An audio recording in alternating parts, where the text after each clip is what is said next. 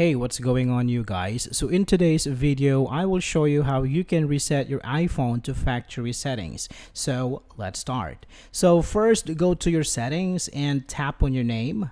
Now go to Find My and you can disable these options. So disable Find My Phone, Find My Network, and Location. Now provide your Apple ID and tap on Turn Off. Alright, so after that one, you can go back and here scroll down and tap on Sign Out.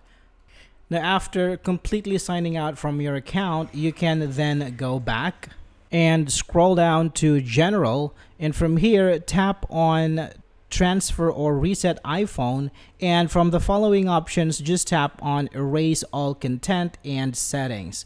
Alright, so that's it for this video, guys. I hope this is helpful for you. Thank you so much for watching, and I will see you on the next one.